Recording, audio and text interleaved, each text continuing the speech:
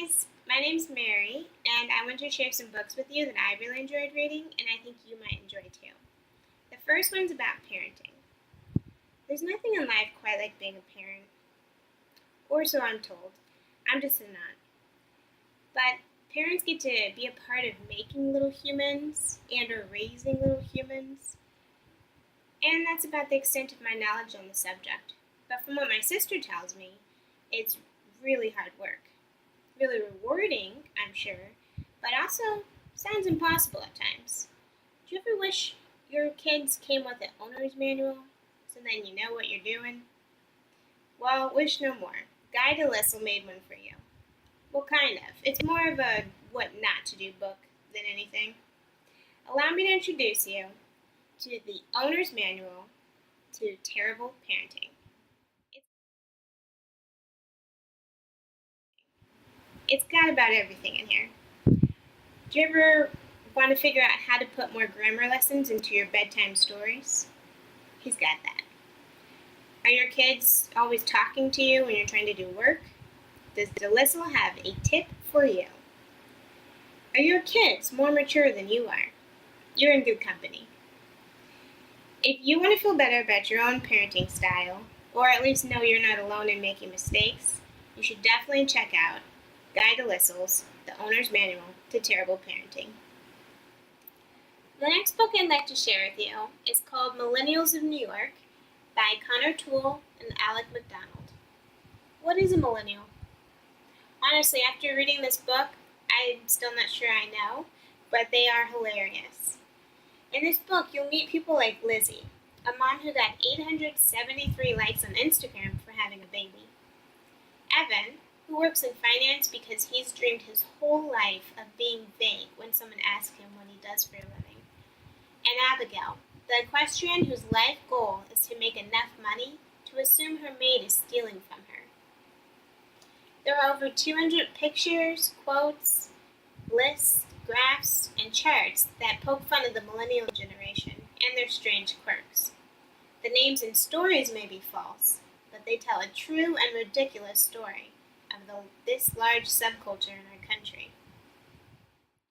For instance, meet Timothy. I have a lot of white friends. I like them, but they're obsessed with trying to convince me that they aren't racist. Last week, one of them told me he couldn't possibly be prejudiced because, as he put it, I always tip delivery men and cab drivers. Another one is constantly bringing up the time she hooked up with two Indian guys in the same night. According to someone else who was there, it was actually the same guy, just an hour apart. Apparently he wasn't wearing a hat the second time. I need different friends. And Seth. The internet has had a profound effect on our way of life, and our laws should keep pace with the rapid changes in culture and technology. For example, you should be allowed to press charges against anyone who tries to hold your phone when you go to show them something on it. Like, I'm just trying to share this picture of Joe Biden eating ice cream, not explain why I have 183 toilet selfies saved to my camera roll. And meet Mike.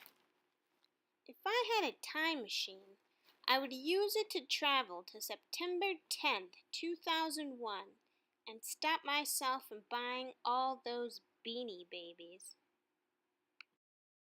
Check out Millennials of New York to read about more of the hysterical, unconventional people living in New York's concrete jungle. Speaking of jungles, this next book is called Urban Jungle. It's by Igor Josephic and Judith DeGraff. What houseplant is edible to humans but lethal to cats? Which houseplant has a flower that blooms only for one day? What plant goes to sleep at night when you do and rises in the morning like you? Which plant can help you get a better night's sleep? Urban Jungle can answer all of these stimulating questions and many more. Like, what can you do if you love plants, but instead of a green thumb, you have a brown thumb like me?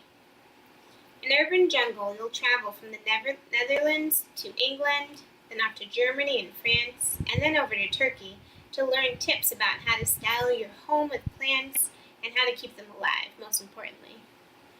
You'll also find 6 do-it-yourself projects that include making your own macrame plant hanger,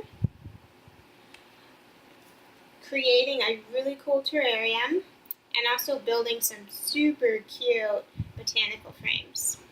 If you love nature and decorating like I do, read Urban Jungle to make your home an urban paradise. The next book I'd like to share is a cookbook that is based on a plant-based diet, and it's called the Oh She Glows Cookbook.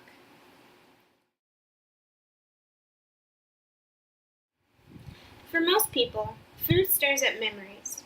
My mom didn't cook a lot when we were growing up, so whenever she did, it was always a treat. I still remember how excited I would be sitting in my room when the smell of beef tacos would come wafting in, and I knew it was taco night.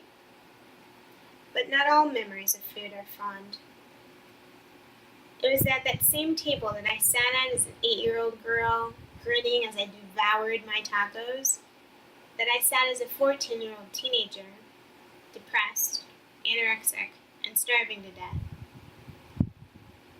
Food was my treasure, and it was also a trap. Angela Lydon also struggled with a toxic relationship to food. She would starve herself, and then she would binge eat, and she would continue in this cycle for years and years, until she was in her 20s and she sought counseling. Stopped counting calories and focused on eating real, wholesome food. She even began growing a garden in her backyard.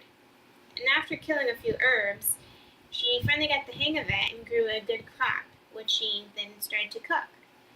And she played around with these different recipes that she compiled into what she shared with the world today. She shares her journey from recovering from an eating disorder and also her journey of falling in love with the plant-based diet on a blog called Oh She Glows. And she shares that she never felt so alive and so radiant as she did when she started eating wholesome food and all plants. If you're curious about her story, if you're curious about the vegan diet, or if you just like eating good food that's healthy for you, check out Oh She Glows. The last book I'd like to share today is called Bird by Bird, Some Instructions on Writing and Life by Anne Lamott.